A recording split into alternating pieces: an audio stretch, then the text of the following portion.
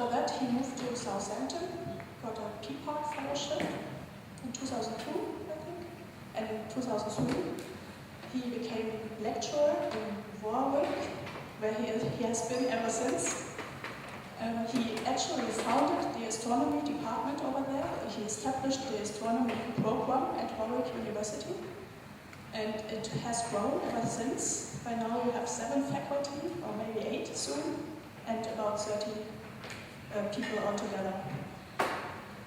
In 2013, he earned an advanced ERC grant, which is very prestigious and has a lot of money and a lot of students.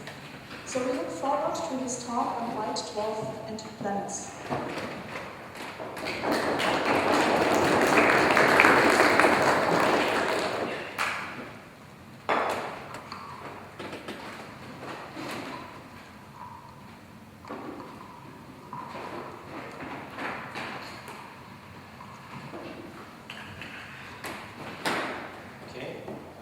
Thank you very much for the invitation. It's a pleasure to be here. Kind of a little bit down. I know that with the weather and in the dark, it will be hard to stay awake. So today we'll tell you a story about planets that is a little bit off the usual track of planetary science. We talk about planetary systems around white dwarfs. And this is the outline. I will give you a little bit of background. First, then talk about indirect evidence for planetary systems, about the breeders that we see at white dwarfs. And then I will tell a little bit about the statistics that we can deduce about the frequency of evolved planetary systems. And then I will show why these systems are extremely useful, because we can use them to measure the chemical bulk abundances of extrasolar planetary systems, which is something we can't do in main sequence systems. So first, a bit of background. It's amazing if you think about 20 years ago we discovered, the first astronomers discovered the first planet outside the solar system, and today, I don't know how many planets we know today because it's changing day by day, but statistics shows that for a main sequence star, having planets is normal. Not having planets is something kind of strange. So most stars probably have planets, probably also have more than one. So the question that I want to address is, what is the future of these systems? And in a sense, what is the future of our solar system? And what can we learn from the final stages of planetary systems? Just to set the scene, here's a Hertzsprung-Russell diagram where you have the cool stars over here, the hot stars over here, and you have the main sequence. And most planet hosts that we know, most stars that have planets, are roughly in this range here. A little bit less than solar mass to maybe up to 2 or 2.5 solar masses. And these stars have one thing in common: they will all eventually evolve to become red giants, and then they will lose fraction of their mass, and they will become white dwarfs, and they will evolve down along the white dwarf cooling track at constant radius, and end up down here with relatively high temperatures initially, and then cooling down as they just give off their thermal heat content. So what you see immediately from this graph is that white dwarfs are very faint. At the same temperature, they are many orders of magnitude fainter than main sequence stars. And that is one reason why white dwarfs haven't received so much attention, because they're small, they're faint, therefore they need big telescopes to study them, and big telescopes are expensive, so it's not so easy. Right, so let's look at the solar system, and here's a little sketch drawn to scale. This is in solar radii. These are the terrestrial planets. We have an asteroid belt, we have gas giants spread out. And we are at about 4.5 billion years into the evolution of the solar system. Now we turn the clock forward to roughly 9–10 billion years, and the sun will become a red giant because it has exhausted the hydrogen content in its core, and it will swell to roughly 1 astronomical unit in size. So this is going to scale again, same scale as before, and that means that Mercury and Venus, and probably the Earth, will be evaporated. However, Mars and the asteroid belt and the outer gas giants will survive. Now there's something else happening. You will see that when I flick back and forth, as it's drawn on the same scale, you see that everything moves out. The reason for that is that the Sun will lose roughly half of its mass when it becomes a white dwarf. Okay, so we turn the clock a little bit further forward, 8 billion years from now. We will have a white dwarf in the center of the solar system. It will be clean inside roughly 1 AU, because everything inside there has been evaporated. But there will be a terrestrial planet, an asteroid belt, and gas giants further out.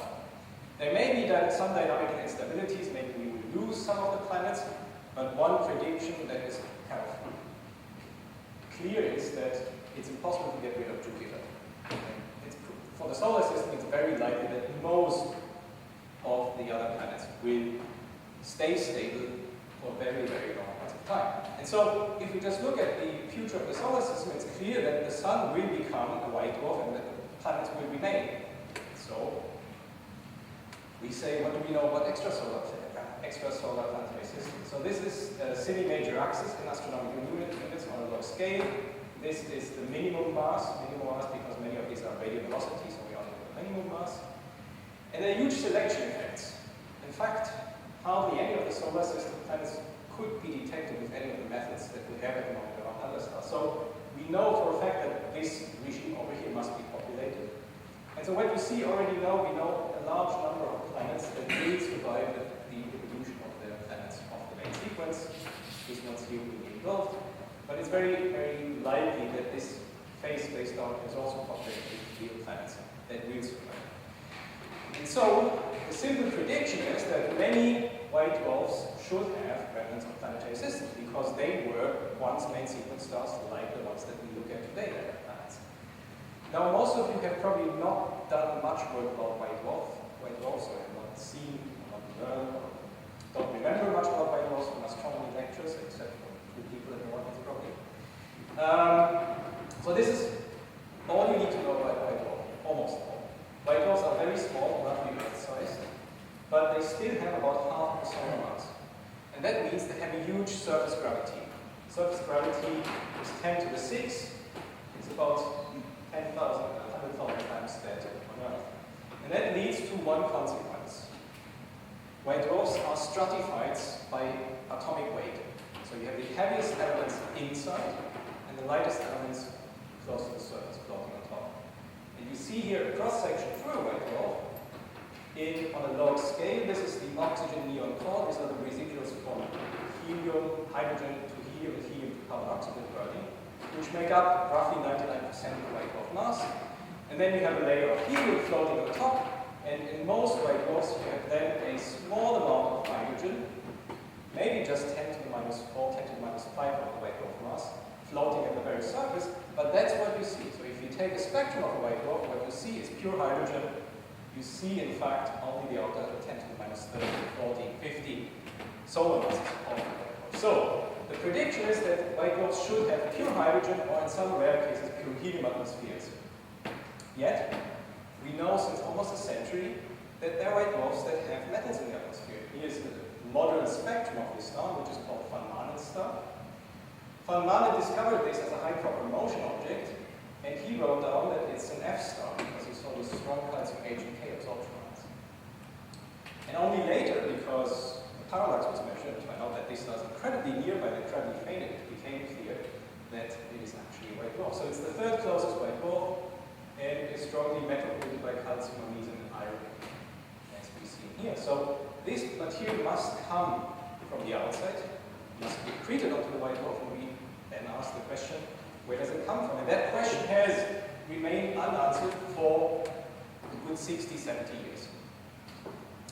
One alternative that was discussed a lot was the interstellar medium, but it never worked really well as a scenario. So the solution came in 1987 when Ben Zuckerman, he was searching for brown dwarf companions to white dwarfs, took infrared photometry of a white dwarf called G29-38, and he discovered an infrared excess. Here you see a Spitzer spectrum of that same white dwarf. You see here wavelength in micrometers. This is the visual range. You see here the spectrum of the white dwarf, hydrogen lines. And then in the infrared, beyond 3 micron, you see a large excess. And if you look very closely, you see that there is actually a broad bubble. So this is Spitzer space telescope spectroscopy, and from that spectrum it's possible to deduce what kind of material is orbiting that white dwarf, and it's dust, it's olivines. And if you don't know what olivine is, I didn't know what olivine is. Olivine is a silicate compound which you can find on the Y, H is its green sand. So it's silicate dust around the white dwarf, and you can ask yourself, what is silicate dust doing very close into a white dwarf?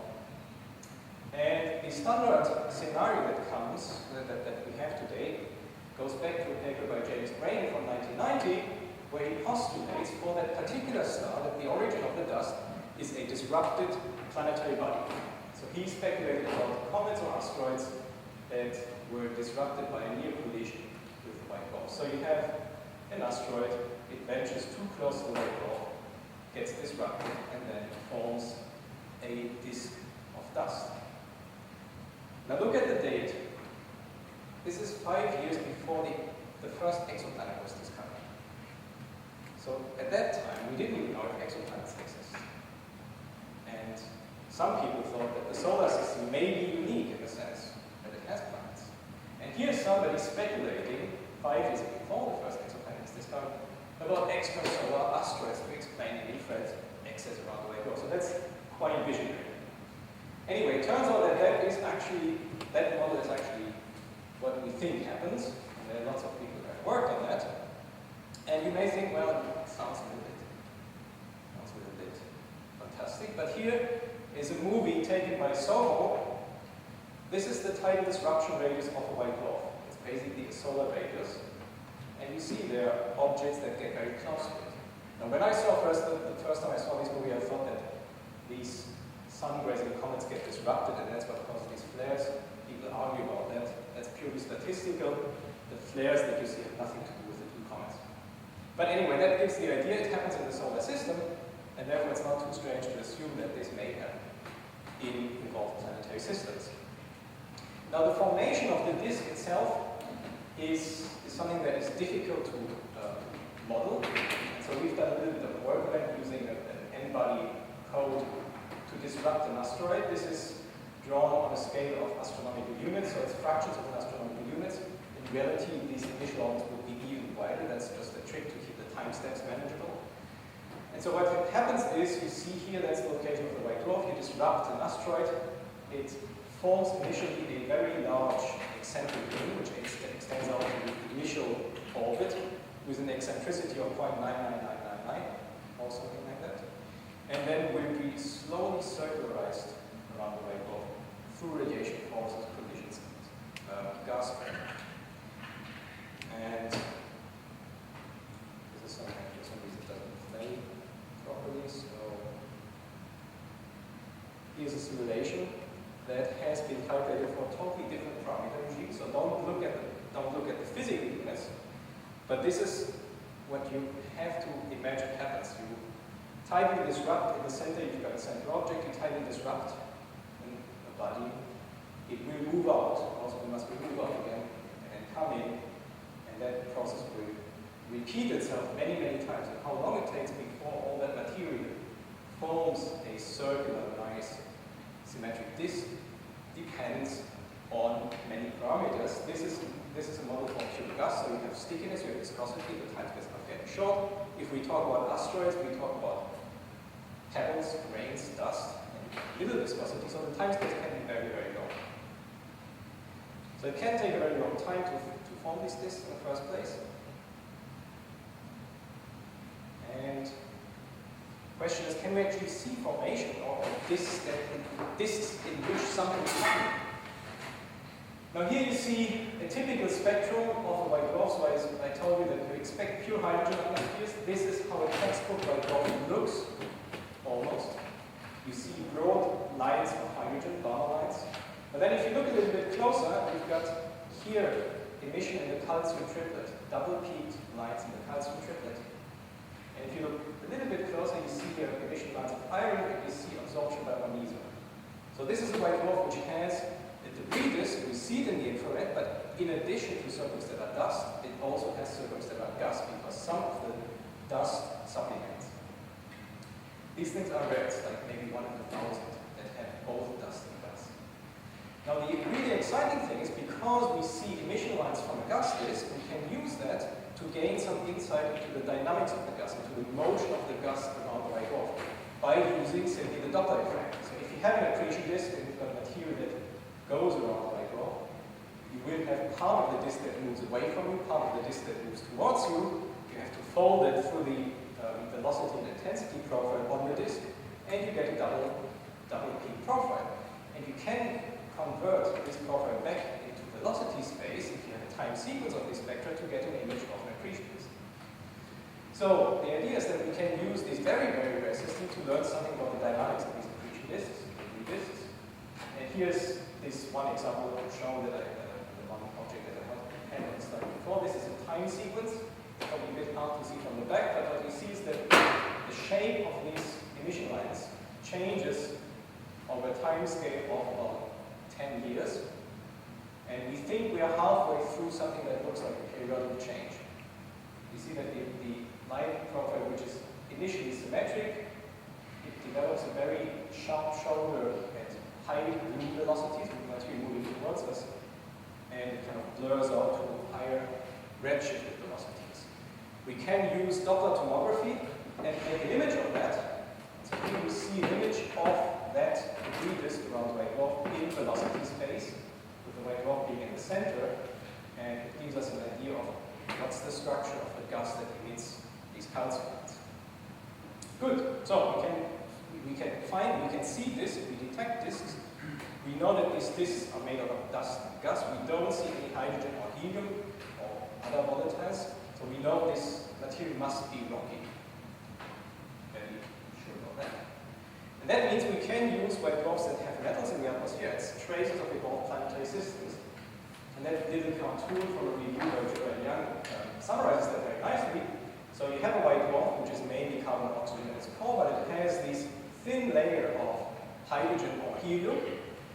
You have a debris disk formed from the tidal disruption of a white dwarf, and that material then, over periods of time, accretes onto the white dwarf. We take a spectrum of the outer layers, and we can see the elements, the heavy elements, metals that are accreted, that form the spectral lines. If we look at white dwarfs with low temperatures, and if I say low, I mean something like less than 30,000 degrees, which for main sequence stars is still pretty high temperature. So at temperatures less than 30,000 degrees in white dwarfs, calcium, H, and K, these lines here, are the strongest metal lines. So we take a spectrum from the ground, high resolution spectroscopy, around 380 nanometer from 90 nanometer, and we can measure how many white dwarfs have that metal pollution, and we can measure the fraction of planetary systems around white dwarfs, and we find some surprises. We find things like this. When I first looked at that, I didn't even know what it is. It turns out this is a very cool white dwarf. Temperature is about 5,000 degrees. For many people, 5,000 degrees is not very cool. For a white dwarf, it is very cool, because it means that this white dwarf has spent a very large amount of time cooling. It's 4.7 gigayears old. And I set the calcium H and K line. Everything here. This is the calcium H and K line. Okay, so it's hundreds of angstroms wide. It's not a line, it's a barrel. It's huge. And there are other elements in there. So that's pretty exciting, because we see here a white dwarf accreting debris of its planetary system. And that system is older than the solar system. So here we look at a planetary system that has finished its life before the Earth was made. And we have to add to that age the main sequence lifetime that the star had, which currently we don't have. Good. So this is difficult stuff. You see the model isn't that great, because these atmospheres are incredibly dense. You have non-linear equational states, very complicated line drawing, and so on. So this is work in progress to refine this. Good. So as we move on to younger and hotter white dwarfs, I forgot to mention what you see here.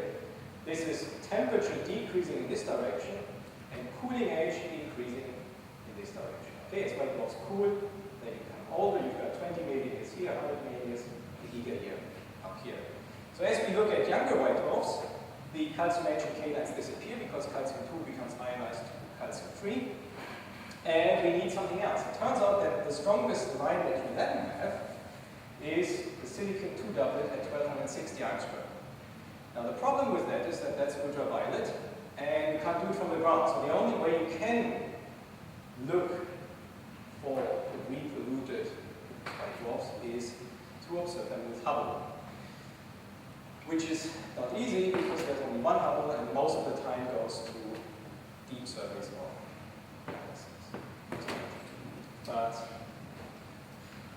this is quite exciting, so we could convince TAP to give us time to observe, to do a survey of white dwarfs. And what we did is we observed 85 white dwarfs with hydrogen atmospheres that are relatively young, 20 to 200 megayears. And we chose that range A because they're bright in UV, B, they have short diffusion timescales. So if you see metals in the atmospheres, you know that they're accreting now. Because the diffusion is so short that if you could turn it off, the metals would sink out of the atmosphere on timescale of days or weeks. And if you would observe them, you would only see hydrogen. And so this is exactly how a textbook white dwarf should look. Now, this is ultraviolet, and this line here is Lyman alpha. Well, let's transition from the ground state to the first exciting state. Some of you with good eyes will say, hey, wait, there are a few really narrow dips here. And that's true. These are metal lines. But these are metal lines from the interstellar medium. And so then silicon, oxygen, and carbon in the interstellar medium absorption along the line of sight between us and white dwarf. So we observed 85 of them. We didn't know what we would find, and this is what we found. This is just a sample of the spectrum we got, sorted by the amount of metal pollution. We found white dwarfs that have silicon, carbon, more silicon, and then down here is one where there's almost no continuum left. It has so many metals in the atmosphere that every little bit that you look at, you see lines of some elements. And so now we can do the statistics, and we find that for cool white dwarfs, where we can use calcium HK, and for hot young white dwarfs, where we can use silicon lines from the ultraviolet, 25 to 50% are metal polluted, are accreting material from planets. And maybe that is actually not a surprise, because at least half of main sequence stars that make white dwarfs have planetary systems. So it looks like perfectly plausible that a very large number of white dwarfs should have some remnants of planetary systems. And we see here the signatures that they accrete debris from these planets, or small bodies. You see that there are some gaps where we don't have terribly good data, that is kind of at a few hundred megayears, and at times shorter than about 20 megayears, and that's something that we are filling in currently with another program. So in a year or two from now, we should have good data across the entire Kulik range. And this is just an example of a spectrum recently taken a couple of weeks ago, where we have broad line alpha line, and you see all these narrow things are metal absorption lines of a white dwarf which would sit somewhere around here. Okay, so that takes me to the last section, where we show that besides the fact that it's exciting to measure how many white dwarfs have planetary systems, that we can use these systems to do something that we can't do for exoplanets around main sequence stars. We can measure chemical abundances. We can tell what is the material, what are these planetary systems made of. Right. How do we know in the solar system about the composition of planetary bodies? Well, we can measure the abundances of the Earth to some degree, but we don't even know for sure what the core of the Earth is made of. It's made of iron and nickel, but we know from the density of the Earth that there must be something else in there, and we are not yet sure if it's carbon, or if it's sulfur, or if it's something else. It's not pure iron and nickel. There are some lighter elements in the core of the Earth. So, what else do we do? Well, we can send rovers to Mars, but we can do something else. We can, because nature is great, nature is generous, we can simply pick up bits of rocks that fall from the sky that sample different regions of the solar system, and that sample different evolutionary histories that these asteroids have undergone before someday they end up on the Earth. So we pick up meteorites that are fragments of asteroids, and we analyze their chemistry, and we can sample different regions of the solar system and different histories of thermal processing, collisions, and so on. And that's the beauty. We do exactly the same with the white dwarfs. We see the chemistry of asteroids that got disrupted and fall onto white dwarf. We don't even need to have a big lab. We simply take a spectrum and then analyze that spectrum with more larger spheres and measure the abundances. So it is literally the same process that we use on Earth for the solar system. Now we go back to this slide where I showed you all these spectra of white dwarfs that have metals in their atmospheres. And you can see there's a huge range of metals. Just this little region down here. It has iron, chromium, silicon, sulfur, phosphorus, so you have elements that you would expect to find in a core of a planet, like iron or nickel, chromium. You've got crust elements like silicon, and you've got volatiles like phosphorus and sulfur. So we can analyze that, measure the abundances, and that involves quite a bit of physics because you can't simply measure straightforward the abundances in the atmosphere of the white dwarf and take those. Physics in the sense that the different elements diffuse downwards with different velocities depending on their atomic charge and atomic weight. And then you have the effect of radiative levitation, that you have a radiation field coming from down, deep down in the white dwarf that pushes up. So different elements feel the outwards going radiation field by different parts. Okay, but you can calculate these things, include them in your models, and then once you've done that, then you can, from that, measure the abundances of the material that falls down to the white dwarf. And we've done that now for a handful of stars so far, and I summarize on this slide the major results. And this is a complicated, busy plot. So let me first explain what I do here. Actually, this is a nice example. If you learn something, you do science, you do research at something, and then you come across something else, and you need to basically sit down and learn something new. It took me half a year reading about geology, and meteorites, and asteroids, and solar system books to actually know what do I do with these measurements. So what the planetary science people do is they look at relative abundances, because that's what you really want to know. How much iron is there with respect to silicon and so on. And very fortunate is that the typical element that they normalize against is silicon, because silicon is one of the major rock-forming elements. And now silicon is the one element that we are most sensitive to. And so I can normalize all our measurements against silicon, and so I have here, for example, a plot that shows log of iron versus silicon and log of oxygen versus silicon. And that simply means that objects that sit up here have a large amount of iron, more iron than the other objects down here, and vice versa, objects that sit over here have a large amount of oxygen, and these are oxygen poor. The little dots in this diagram are measurements from the solar system.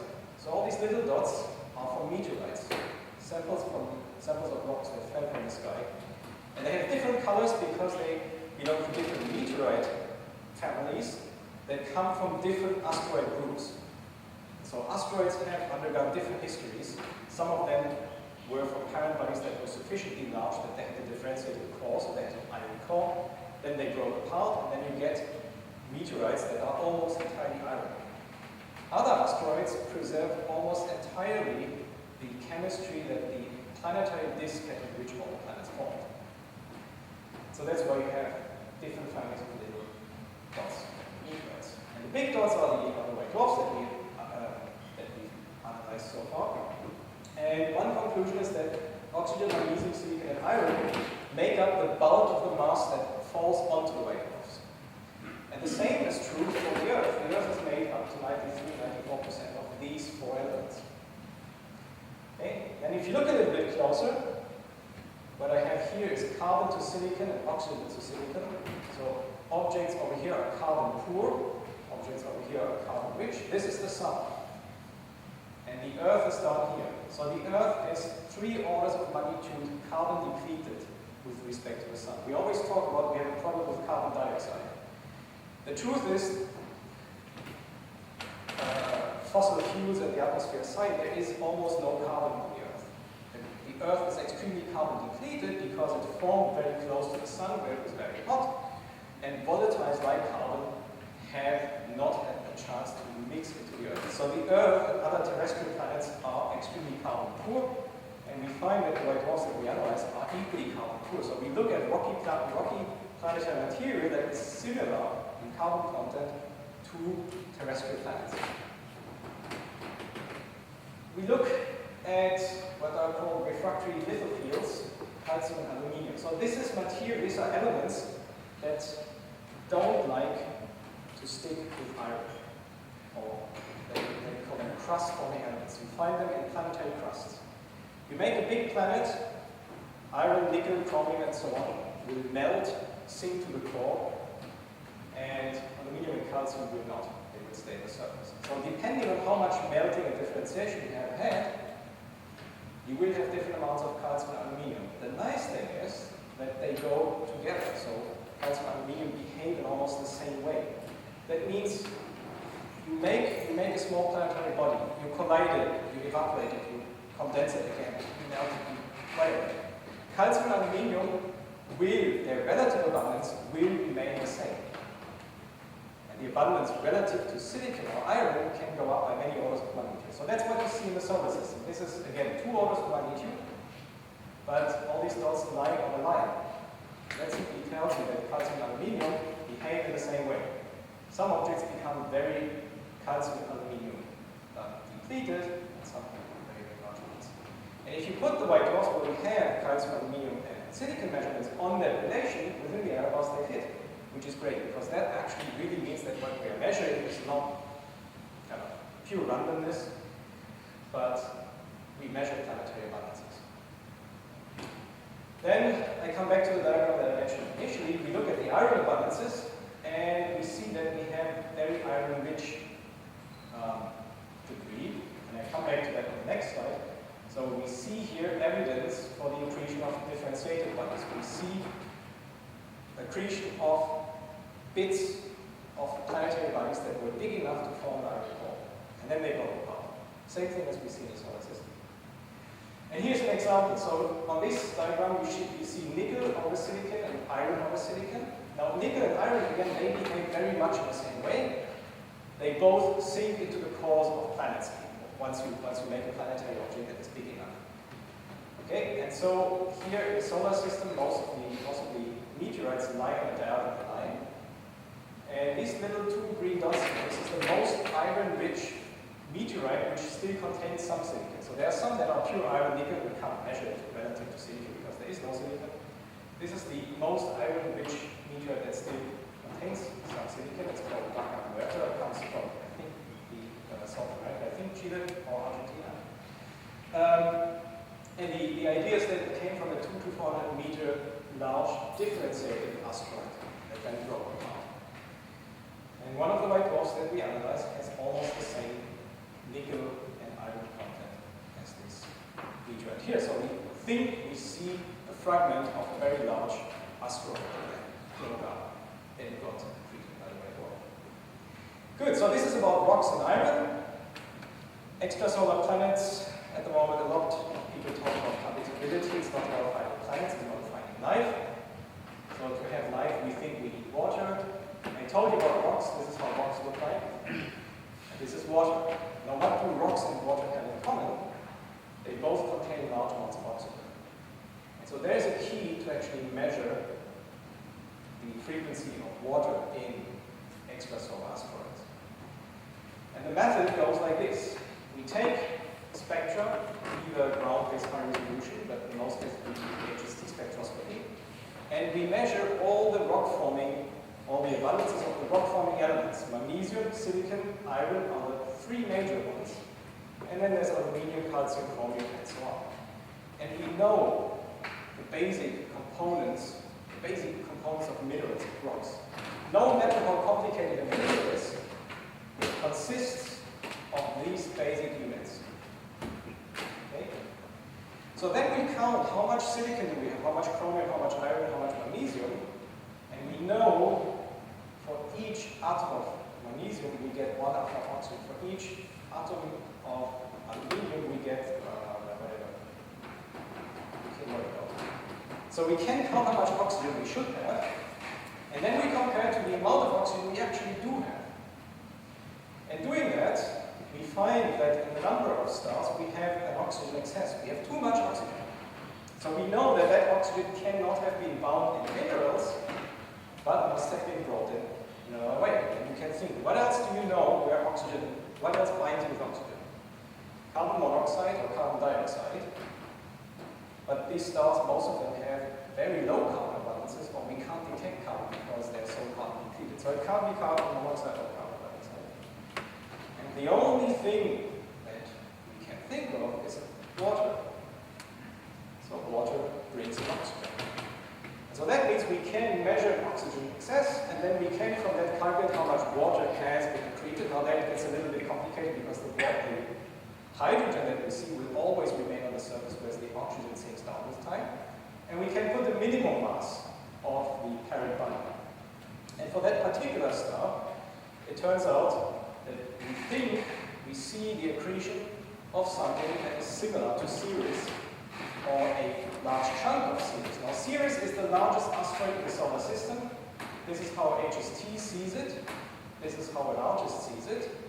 And the idea is that it has a water content of about 25%, it has a rocky core, it has a thin crust on the surface, and it has a water-rich layer. And the experts argue how exactly it's waterized or if it's a mixture of ice and rocks.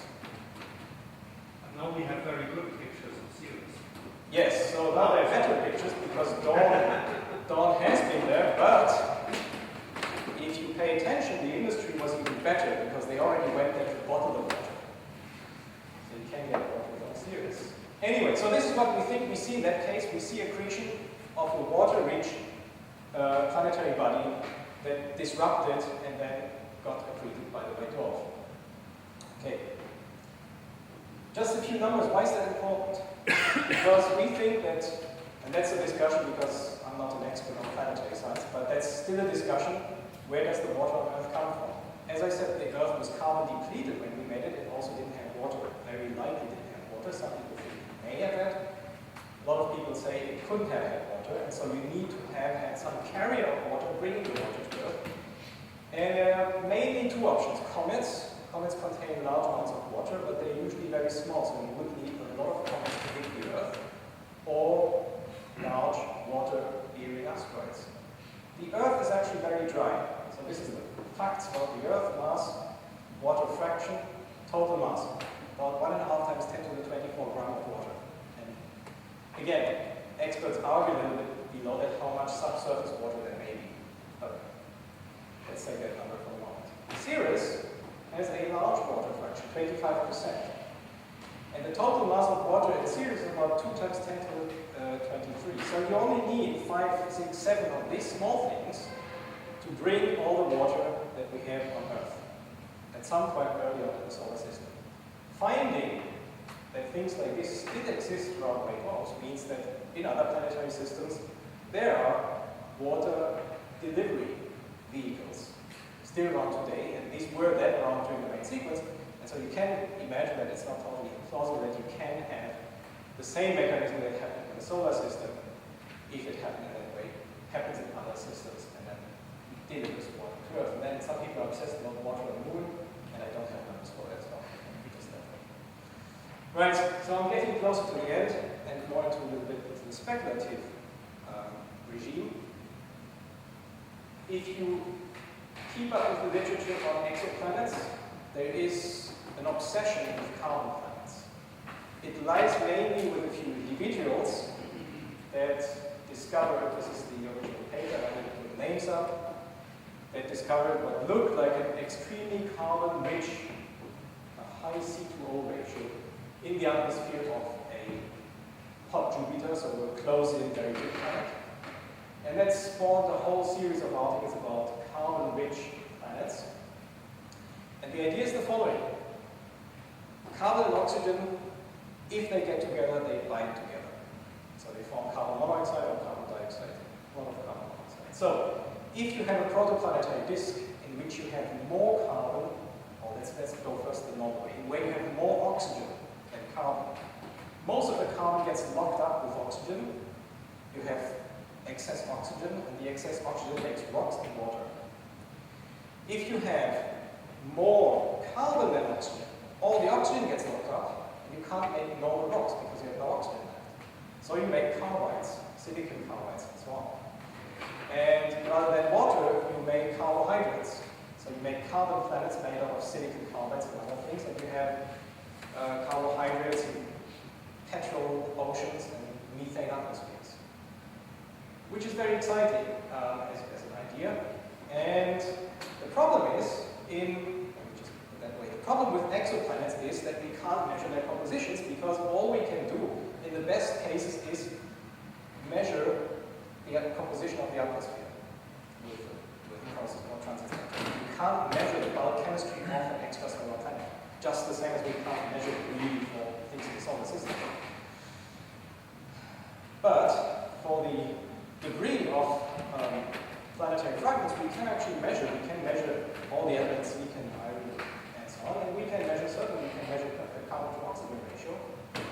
And so this is a plot from a paper that is getting close to submission, where we have 17 white dwarfs where we have carbon and oxygen, or at least a limit of carbon, at least one carbon or oxygen. And that line here, at 0.8, carbon to oxygen of 0.8 in number balances. If you're above that line, then you would form carbon-dominated planets into the protoplanetary disk. And you would probably make planetesimals, which have carbon to oxygen ratios up here somewhere. Just as we saw that you made terrestrial planets with almost no carbon, you would make carbon planets with almost no oxygen. And we have found none, which doesn't mean that they don't exist, but it means that they are very rare. Okay, so this is an exciting area. Let's look a little bit into the future. Here's a little timeline of all the new, let's call them toys, that are available or will be available within the current lifetime of someone who starts a PhD now, can look forward to all these things. So the first one is Gaia. One thing that I still hope for, but I hope to learn a little bit more about that very soon, is that Gaia can actually astrometrically detect planets through an astrometrically model. So you see a single white dwarf moving a little bit astrometrically, its position moves, because there is a Jupiter that pulls it around. Or maybe you don't see it moving back and forth, but at least you see that the white dwarf has an acceleration term. And so we preempt that because HST has a finite lifetime and we need it for ultraviolet spectroscopy, and in the current cycle we will survey all nearby white dwarfs within 13 parsec to get UV spectra of all of them, just in case that maybe Gaia then finds a white dwarf. That's not quite true, there are lots of other applications. And besides that, Gaia will identify a few 100,000 white dwarfs, simply because it can measure the distance, we know the color, we know the apparent magnitude, and basically you have a Hertzsprung Russell diagram, you simply go and pick the white dwarf. So then you have 200,000 white dwarfs. What do you do next? You get optical spectra. There's a number of large multi-object spectrographs. There's the Formos, I think there's something called in Formos in Heidelberg. These have wavelength ranges, all optical wavelength ranges, resolution of about 2 to 5,000. We can measure temperatures, gravities, masses, waves, cooling edges, but we can also probe for the calcium H and K lines. So we can measure how many of these have planetary systems, and we expect to find thousands of them. So then there's James Webb, and James Webb will be an infrared telescope, and we can take infrared spectra of the dust. So we can actually measure the mineralogy of the dust around, and that's really exciting because we get into the regime. So far this has been done only for one star. We get into the regime where we see the stuff around the white dwarf, we see the disk, we see the disrupted asteroid as dust, and we take a UV spectrum and we see it as atomic species in the atmosphere, and then we can compare the two. So we can do that for probably a few dozen stars. And then there are Euclid and WFIRST, which are large area surveys in the infrared. They will help to some degree, but maybe I'm a little bit too optimistic here, to find dust disks around white dwarfs, around the many white dwarfs that are found. And then they will overlap, and you can still use James Webb. LSST. LSST is like one of the big flagship projects. What it will deliver is about 1,000 measurements of the brightness of the white dwarf. And we'll do that for about 1 million white dwarfs, or a few million white dwarfs. Now, why is that interesting? If if you think about exoplanets, a lot of exoplanets are found because you have a planet transiting in front of the host star, and so you can see a little dip in the brightness. Why haven't we done that for white dwarfs yet? Well, we try, and some people speculate about habitable planets around near and close orbits around white dwarfs. But the truth is, what we really expect is a picture like that. You have white dwarfs, but the planets are at large orbit separations, several AU. And that means geometrically the chance of one planet transiting the white dwarf is very low, and the orbits take very long, which brings your probability down even a little bit further. So that means you need to look at a lot of white dwarfs. But it might be that things aren't as grim as I thought initially on that slide here, because if you have multi-planet systems, so here you see time in gigayear and the pericenter of planets. And you start with a packed planetary system with 10 planets, you dynamically evolve it, and it turns out that in many cases you might get instabilities that lead to highly eccentric orbits of some planets, some get ejected, but some of these planets may actually get fairly close to the white dwarf, and then we transit in front of it. Okay, so, and then looking very far into the future, as I mentioned, I think a few times, a key method is really ultraviolet spectroscopy. That unfortunately comes to an end in, if we are lucky, 5 years. If we are unlucky, tomorrow, because HST or the spectrograph breaks. So it's something that at the moment we have no replacement, but there's some momentum building up to build a spacecraft which was called Atlas, which is a very obvious or silly name. And it morphs into what's called HDST, the High Definition Space Telescope. So the idea is of having the kind of 4, 6, 8 meter sized HST, which can do super sharp images in the optical, just as HST now, but can also do ultraviolet spectroscopy, but with a much, much bigger mirror and much better instruments. And so if that ever gets built, we are looking, this is optimistic, just move that by another 5 years, then we would be back in the game to do ultraviolet spectroscopy, measure abundances, and at some point build up a diagram which has at least as many points that we have for meteorites from other planetary systems, so that we can do proper statistics of how does nature make planets, what does it use, how much of each ingredient does it use to make planetary systems. Okay.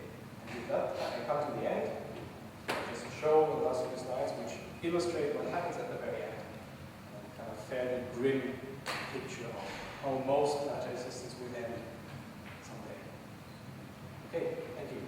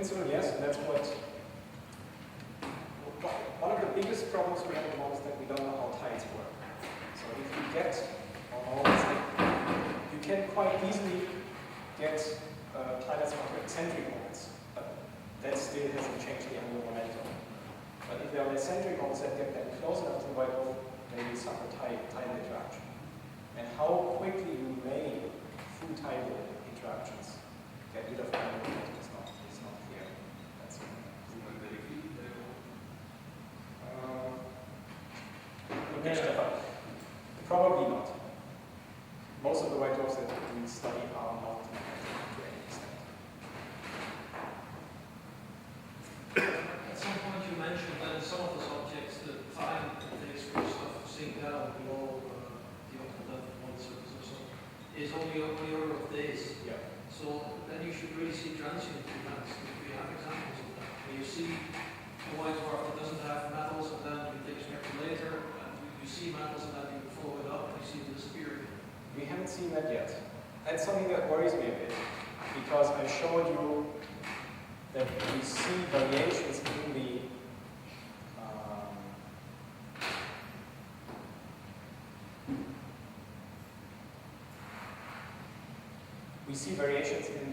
gas around the white dwarf on time scales of years. And we have other examples like that. We have one system where this Fortunately, solid spectrum time taken by Sloan. And the first spectrum has no gas, and then gas appears. And then over a decade, it disappears. So we see the creation of gas, and we have some ideas about how and why.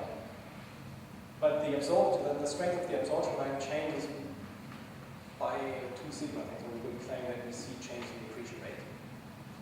And it may still be okay because the process how you actually accrete is you have the dust, and then at some point the radiation field of the white dwarf becomes hot enough that the dust sublimates. And from then on we have a kind of a stream of gas onto the white dwarf. So the inner part of the disk will always be in a gas ball.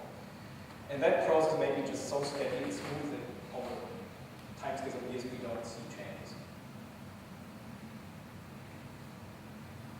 Remember that Zuckerman gave a talk during the Montreal workshop on white dwarfs, claiming that some abundance pattern tell you that the material that is secreted comes from an asteroid or a planet which had plate tectonics, which probably must have been a huge planet then.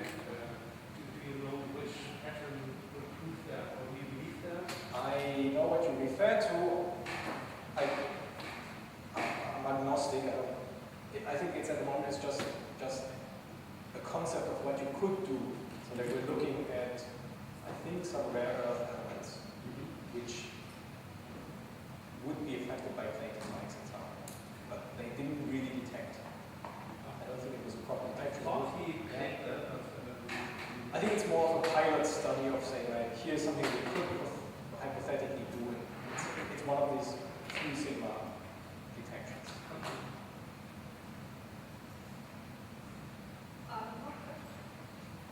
You talk about transit detections, but what about radial velocity? I mean, this should be impossible.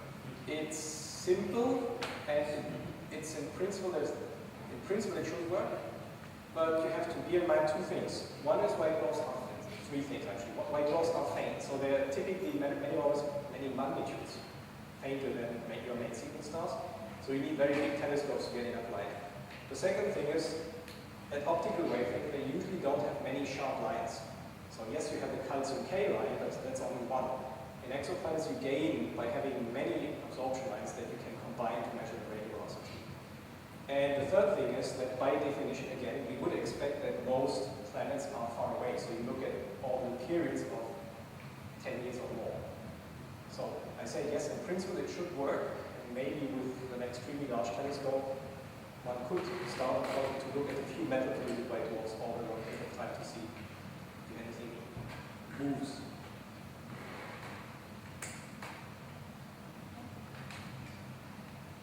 What is the main physical mechanism that determines how fast specific elements Sorry? What is the main physical mechanism that determines how fast specific elements sink into the atmosphere? It's mainly the density and the composition of the atmosphere. So most of the stuff that I talk about here is hydrogen atmospheres, which is the lightest element, and relatively hot atmospheres, so the older atmosphere have a fairly low density. And so then if you sprinkle some metals, they diffuse down quite rapidly. As you go to cooler, older white dwarfs, the atmospheres become denser and denser, and so the diffusion time goes up. And then if you switch from hydrogen to helium atmospheres, you have, there are several effects, but the diffusion in helium takes much, much longer. Okay, so in helium atmospheres you have the same pattern, that at high temperatures, low densities, you diffuse relatively faster, but orders of magnitude slower than in hydrogen. And then if you go to cool helium atmospheres, it gets into regimes of a million years. So you have hydrogen in a few days, warm hydrogen, cool helium a million year, but the cool helium stars, they are billions of years old, so even a million year is very short compared to the age of the star.